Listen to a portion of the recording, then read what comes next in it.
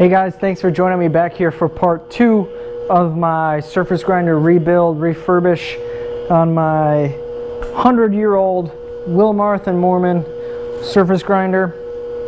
Today we're going to get the chuck all set up, and we're going to resurface the chuck and get things all set up and cleaned up for the switchover to using surface grinder belts. So thanks for tuning in again. If you haven't seen part 1, go back, watch part 1, and then come back here and see how we got this far.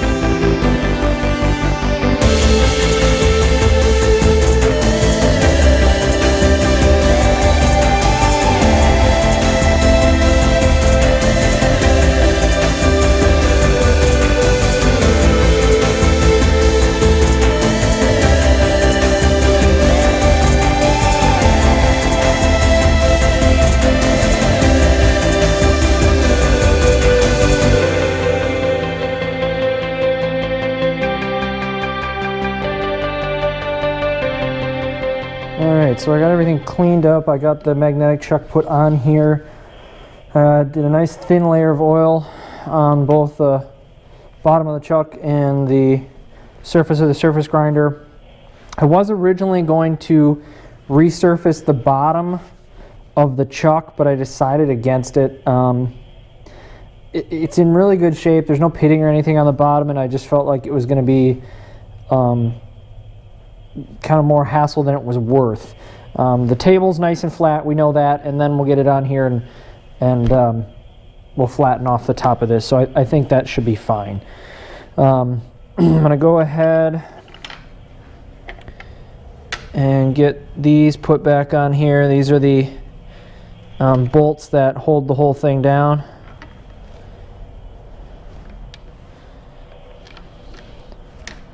This is just a little block that goes up under there. You'll probably be able to see this a little better when I do it on that side. It's not really that important for me to move the camera so you can see me putting a bolt and a screw on here, but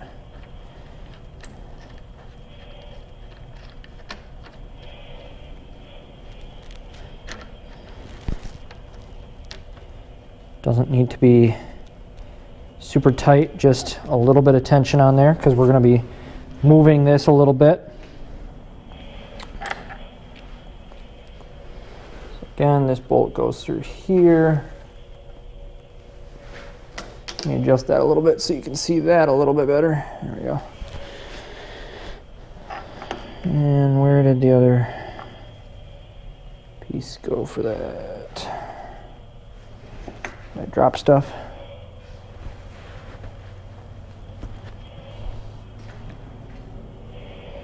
I'm losing things already.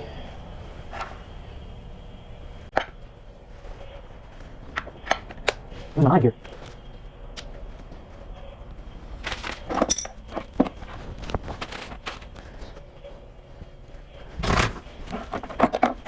There we go. Sit over on the table. So just washer. Just goes like that. Go on there as such.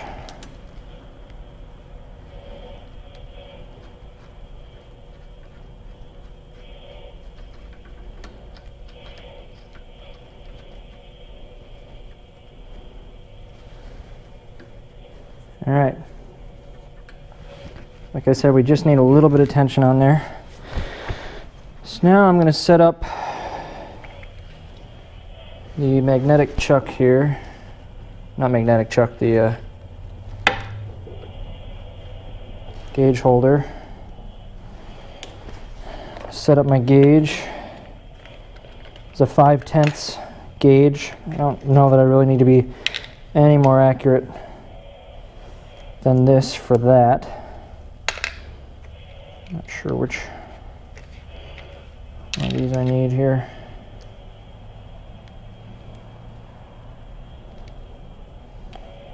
Oh, actually, looks like that might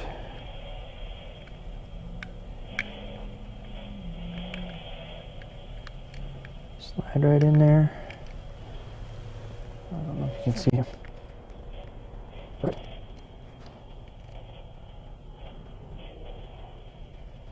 Pick that up. Yeah, I think it. This should actually go this way. I'll flip this around.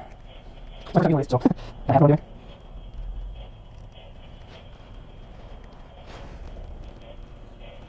Perfect. I'm going to do the ring table out. There we go. That's 0.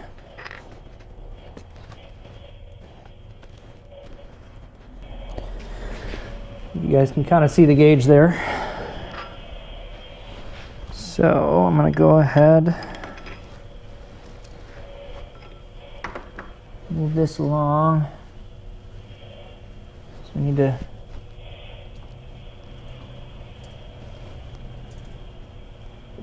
there's some dents in this, so there's going to be a little kind of unevenness as we go along, but as long as we're pretty darn close, that gauge isn't moving too much. I think I'm probably kind of dead nuts on right there, which is awesome. It's wiggling a little bit just because of the it's going back and forth because of the dents on the edge of the chuck, but I'm not moving more than about 1/1000. So I'm going to tighten this down, and I think that one tap was all I really needed. We'll check it after I tighten it down.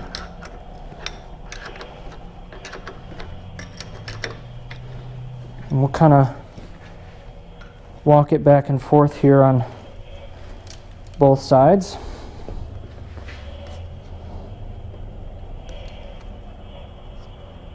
So that we don't put too much tension on it from one side and kind of shift things. So all right,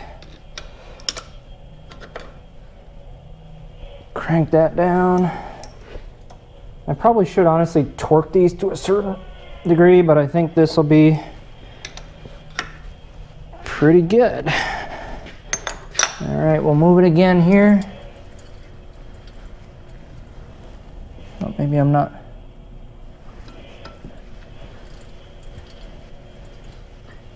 Oh, see, it did move there. So I think, yep, I'm gonna have to a little tap and see if that did anything.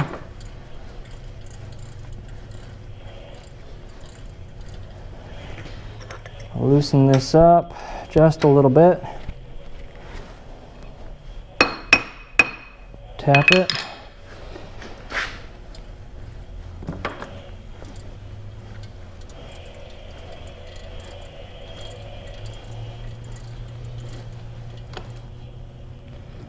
Still off here.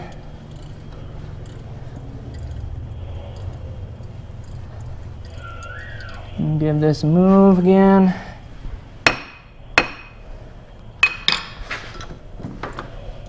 Back this way. Let's see what we get.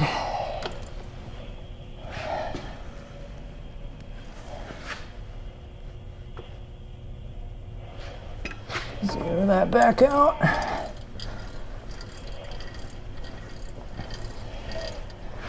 Back over this way. cap that to 0.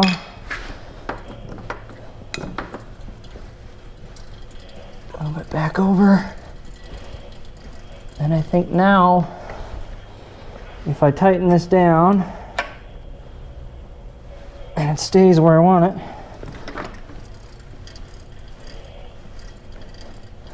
there we go.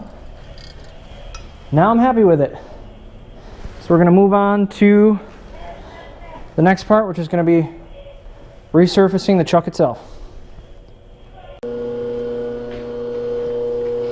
Okay, so first thing before we surface the top of this is we got to go ahead and resurface and square up the stones. So to do that, we have that's an industrial diamond on there, just graphite diamond. We're going to go ahead, and I made, this is actually a jig I used for cutting my pocket clips, but I drilled a little 3/8 inch hole in there, and then this fits in and gets clamped in there. Truthfully, this should actually not be vertical like this. It should be canted a little bit towards the stone, but I'm not really going to be using stone much, especially after this. So this is just going to do. Go ahead and turn the magnet on, and then I just simply take a clamp, and we will clamp down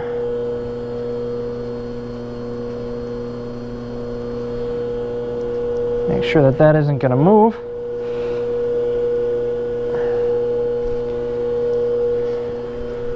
Bring this out there, and that'll do her.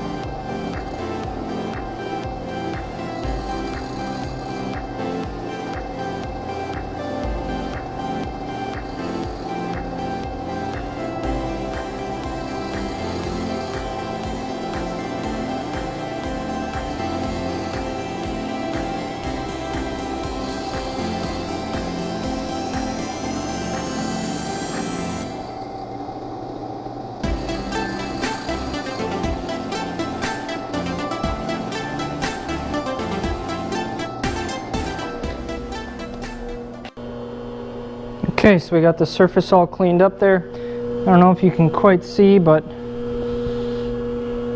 got the stone all cleaned up and flat. So now what we're going to do is we're going to go ahead and touch off and start cleaning up the surface.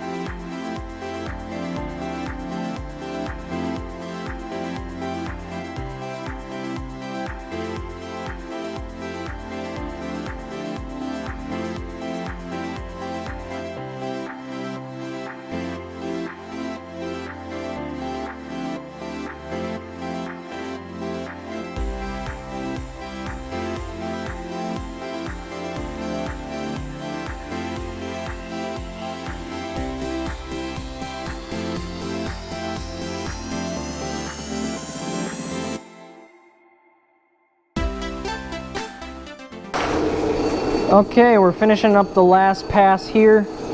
Looking real good. I'm really happy with this surface finish. She's real nice and smooth. We'll get that cleaned up and oiled once we're all done here. Next episode will be the conclusion of at least the upgrades for this machine. I still plan on going through and doing a bunch of cleaning and just kind of re-putting everything together nicely and whatnot, but we'll be adding the contact wheel and getting our tensioner and tracking wheel put on. So thanks for tuning in, guys. Stay tuned. Keep an eye out for episode 3 coming out on this machine, and be sure to like this video if you like it. Comment down below if you have anything you want to add, anything you know about these machines. And if you want to see more of this kind of content, go ahead and follow my page. You can check me out on Instagram and Facebook. Have a great day, guys.